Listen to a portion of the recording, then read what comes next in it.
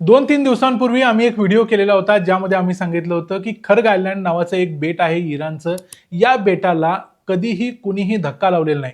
15 दिवस झाले तरीही या बेटाला कुणी धक्का लावणार नाही आणि कुणी लावणार नाही, अशी शक्यता आहे असं आम्ही म्हटलं होतं. पण डोनाल्ड ट्रम्प इतके अगतिक झालेले आहेत, इतके डेस्परेट झालेले आहेत, की डोनाल्ड ट्रम्प यांनी अमेरिकेनं काल या खर्ग आयलँडवरती हल्ला केला आणि तिथं असलेले मिलिटरी टार्गेट्स उद्ध्वस्त करून टाकले. डोनाल्ड ट्रम्प यांनी त्यासाठी ऑब्लिटरेट म्हणजे खोडून काढले असा शब्द वापरलाय. म्हणजे डोनाल्ड ट्रम्प यांची अगतिकता इतक्या लेवलला येऊन का पोचली? ट्रम्प यांनी खर्ग आयलँडवर हल्ला का केला? ज्या बेटावर कुणीही हल्ला करणार नव्हतं, असं म्हणायचं कारण होतं जगामध्ये युद्ध जरी झालं तरी काही मर्यादा पाळाव्या लागतात, त्या जनरली पाळल्या जातात. पण डोनाल्ड ट्रम्प जेव्हापासून आले त्यांनी कोणत्याही मर्यादा पाळायचं नाही असं ठरवलंय आणि त्यामुळेच त्यांनी या खर्ग आयलँडवर हल्ला केला आणि इराणला आणखी मारायचा किंवा इराणला आणखी खाली ढकलायचा प्रयत्न सध्या ते करतायत. पण प्रत्यक्षात याचा काय परिणाम होईल हे येणारा काळच सांगेल. पण नक्की डोनाल्ड ट्रम्प यांनी हे केलं का? खर्ग आयलँडला हात का घातला आणि त्याचा परिणाम काय होऊ शकतो हे बघूया या व्हिडिओमध्ये. मी आहे रणजित यादव आणि तुम्ही पाहताय द मराठी बाणा. सगळ्यात पहिली महत्वाची गोष्ट म्हणजे खर्ग आयलँड नावाचं हे जे बेट आहे ते नेमकं आहे कुठं? तर इराण हा जर देश तुम्ही नकाशामध्ये बघितला तर इराणच्या पश्चिमेला गल्फ ऑफ पर्शिया म्हणजे पर्शियाचं जे आखात आहे, या आखातामध्ये हे खर्ग आयलँड नावाचं बेट आहे. हे बेट फार मोठंसं बेट नाही, अगदी 8 किलोमीटर लांबी 4 किलोमीटर रुंदी असं छोटंसं हे बेट आहे. या बेटावरती इराणच्या सगळ्या ऑइल फॅसिलिटीज मधून जे तेल येतं ते या बेटावरती स्टोअर केलं जातं आणि या बेटावरून ते सगळं जगभर एक्सपोर्ट केलं जातं. या बेटाची 950 मिलियन बॅरल्स प्रति वर्ष एक्सपोर्ट करण्याची कपॅसिटी आहे.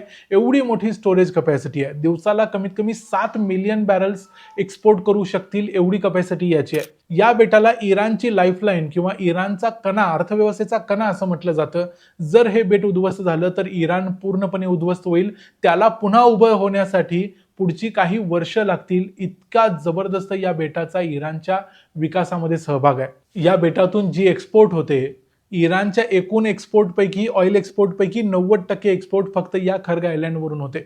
आणि इराणच्या या खर्ग आयलँडला इराण देशातल्या म्हणजे मेन लँडमधल्या सगळ्या जे काही तेल विहिरी आहेत किंवा एक्स्ट्रॅक्शनची जी फॅसिलिटीज आहेत, तिथून सगळ्या पाईपलाईननी या बेटाला जोडलेला आहे. त्यामुळे हे बेट जर उडवलं तर इराणची कायमची वाट लागू शकते. मग आंतरराष्ट्रीय राजकारणामध्ये काही नियम पाळले जातात, ज्यामध्ये एखाद्या देशाची लाईफलाईन उद्ध्वस्त करणं चुकीचं आहे, म्हणून त्यावरती कधी हल्ला केला जात नाही असं जनरली पाळलं जातं.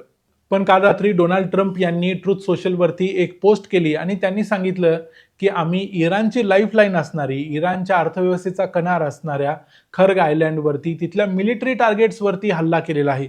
आता त्यांनी मिलिटरी असं कॅपिटल लेटर्समध्ये लिहिलंय, कारण त्यांनी ऑइल फॅसिलिटीजला अजूनही धक्का लावलेला नाही. पण त्यांच्या त्या पोस्टमध्ये डोनाल्ड ट्रम्प यांनी पुढे अशी धमकी दिलेली आहे की जर इराणनं स्ट्रेट ऑफ हॉर्मुझ म्हणजे हॉर्मुझची सामुद्रधुनी बंद करायचा प्रयत्न केला आणि जगाला वेठीस धरायचा प्रयत्न केला तर आम्ही खर्ग आयलँडवरती हल्ला करू आणि तिथल्या ऑइल फॅसिलिटीज देखील उडवून टाकू.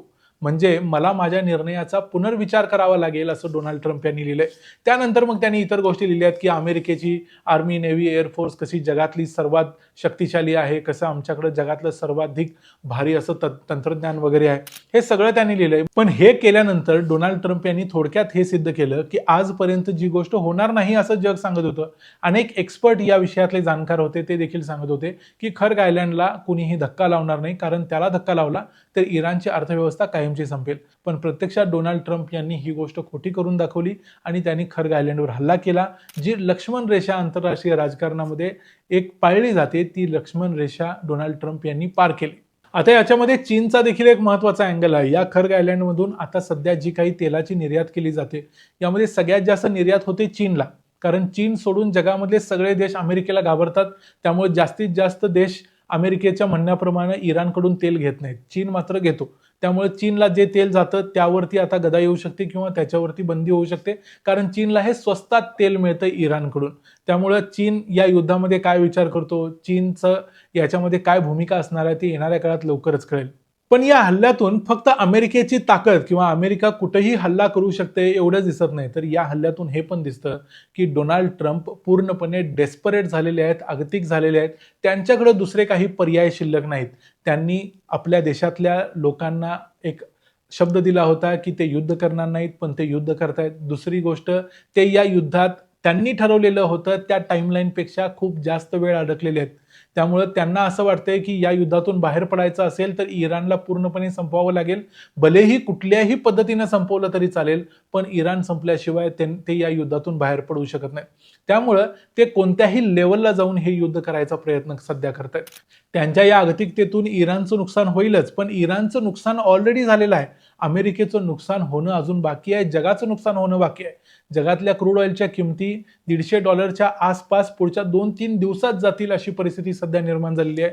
याच्याशिवाय जगातले स्टॉक मार्केट कोलॅप्स होत आहेत. जगभरातल्या अनेक कंपन्या यामुळे बर्बाद होण्याच्या मार्गावर आहेत. हे सगळं घडत असताना डोनाल्ड ट्रम्प यांना वाटतं की ही छोटीशी किंमत आहे जी द्यावी लागेल, पण प्रत्यक्षात ही किंमत डोनाल्ड ट्रम्प यांनाच द्यावी लागू शकते. येणाऱ्या काळात अमेरिकेत निवडणुका देखील होणार आहेत मध्यावधी. त्यामुळं डोनाल्ड ट्रम्प यांची त्या निवडणुकीत काय परिस्थिती असेल हे बघावं लागेल. आता सध्याची परिस्थिती अशी आहे की ट्रम्प यांना या युद्धातून माघार घेणं अवघड झालंय. ना ते जिंकलेले आहेत, ना ते हरलेले आहेत. ते अशा कात्रीत सापडलेले आहेत. म्हणून त्यांनी कालच्या पोस्टमध्ये देखील इराणमधल्या IRGCच्या लीडर्सना, तिथल्या सैनिकांना सांगितलंय की तुम्ही तुमची शस्त्र खाली ठेवा आणि शरण या आणि तुमचा देश वाचवा वगैरे वगैरे. पण इराणनं अगोदरच जाहीर केलंय की आम्ही शरण येणार नाही, आम्ही शस्त्र खाली ठेवणार नाही, आम्ही लढणार आहोत, आम्ही पुढची 10 वर्ष लढू शकतो, इतकी आमची कपॅसिटी आहे वगैरे वगैरे. खरोखर इराण इतकं लढू शकेल काय नाही माहिती नाही. इराणची परिस्थिती आता अशी आहे की इराणनं सगळं काही गमावलेलं आहे. इराणला आता कशासाठी लढायचं आहे तर स्वतःची मान ताठ ठेवण्यासाठी लढायचं आहे आणि त्यासाठी ते कुठलीही किंमत चुकवायला तयार आहेत. पण डोनाल्ड ट्रम्प यांची परिस्थिती तशी नाही. इराणने देखील आता या कालच्या हल्ल्यानंतर सांगितलंय की आमच्या ऑइल फॅसिलिटीज सेफ आहेत, पण आता अमेरिकेच्या लिंक असलेल्या मध्य पूर्वेतल्या सगळ्या ऑइल फॅसिलिटीज येणाऱ्या काळात सेफ नसतील, आम्ही त्याच्यावर हल्ले करू असं इराणने डिक्लेअर केलेलं आहे. त्यामुळे इराण हे युद्ध आणखी पुढे नेणार. जगाला, तुम्हाला, आम्हाला याची किंमत द्यावी लागणार आणि हे युद्ध जे डोनाल्ड ट्रम्प यांनी सुरू केलं होतं त्याची किंमत डोनाल्ड ट्रम्प यांना देखील द्यावी लागणार. एवढंच आता सध्या या युद्धामध्ये दिसतंय. आणखी एक गोष्ट म्हणू शकतो की खर्ग आयलँडवर हल्ला करून किंवा एका आर्थिकदृष्ट्या अत्यंत महत्त्वाच्या ठिकाणावर हल्ला करून डोनाल्ड ट्रम्प यांनी एक चुकीचा पायंडा या युद्धामध्ये पाडलाय. जो अगोदर अनेक वर्ष जगाच्या राजकारणामध्ये पाळला जात होता तो डोनाल्ड ट्रम्प यांनी मोडला.